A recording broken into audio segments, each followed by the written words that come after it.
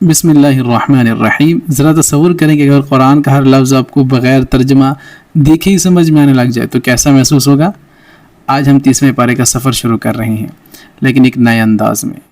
دیکھیے گا، اور زیادہ تر لوگ قرآن پڑھتے ہیں لیکن الفاظ کا مطلب نہیں جانتے، تو ہم اس سیریز میں ہر لفظ کو الگ الگ سمجھیں گے، تصویروں کے ساتھ، پوری ویژولائزیشن کے ساتھ، اور اس کی جڑ روٹ یعنی روٹ ورڈ کو بھی سمجھیں گے، آسان اردو اور انگلش میں اس کا مطلب بھی جانیں گے.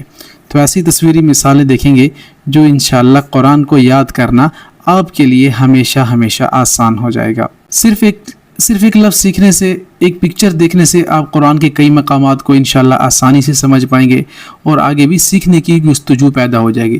جب الفاظ آپس میں جڑتے ہیں تو پورا کا پورا مفہوم خود بخود ذہن میں نقش ہو جاتا ہے، اور جب پکچر ساتھ ہوں گی تو اور آپ کے لیے آسانی ہو جائے گی. تو اس لیے ہم نے مائنڈ میپ کے ذریعے قرآن کو پڑھانا شروع کر دیا ہے، تاکہ قرآن کی عربی مشکل نہیں بلکہ آسان زبان اور آسان انداز میں آپ کے لیے ایک یادگار بن جائے. اور اگر آپ بھی قرآن پاک کو براہ راست سمجھنا چاہتے ہیں تو آخر تک ضرور دیکھیے، اور کمنٹ سیکشن میں ضرور لکھیے کہ میں سیکھنا چاہتی ہوں اسی کو انشاءاللہ. تو آج ہم سورۃ النبأ کو جانیں گے، لیکن اس سے پہلے ہمیں اس کا بیک گراؤنڈ اور شان نزول معلوم ہونا چاہیے. یاد رہے 78ویں سورت ہے اور یہ 30ویں پارے کی پہلی سورت ہے. ایک مکی سورت ہے جو اس وقت نازل ہوئی جب کفار مکہ اور مشرکین مکہ جو جتنے بھی تھے وہ قیامت اور دوبارہ زندہ ہونے اور حساب و کتاب کا مذاق اڑا رہے تھے. تو رسول اللہ صلی اللہ علیہ وسلم پر اللہ تعالیٰ نے یہی صورت نازل کر دی، اور اس کا نام خبر یعنی نبأ دا گریٹ نیوز رکھا، یعنی ایک نہایت ہی طاقتور سوال سے اس صورت کا آغاز کیا.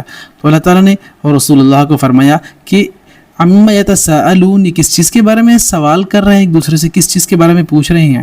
اللہ جاننے کے باوجود فرما رہے ہیں، سبحان اللہ. تو دیکھتے ہیں، اللہ نے فرمایا عما یتساءلون، یہ کس چیز کے بارے میں سوال جواب کر رہے ہیں، کنفیوژن میں پڑے ہوئے ہیں. وجہ کیا ہے؟ What about are they asking one another، ایک دوسرے کو یہ کیا کہہ رہے ہیں، کس چیز کے بارے میں بات چیت کر رہے ہیں. عن النبأ العظیم، عن النبأ العظیم، اس بڑی خبر کے متعلق، العظیم جو بہت بڑی ہے. عن کا مطلب سے متعلق یہ اباؤٹ آتا ہے نا.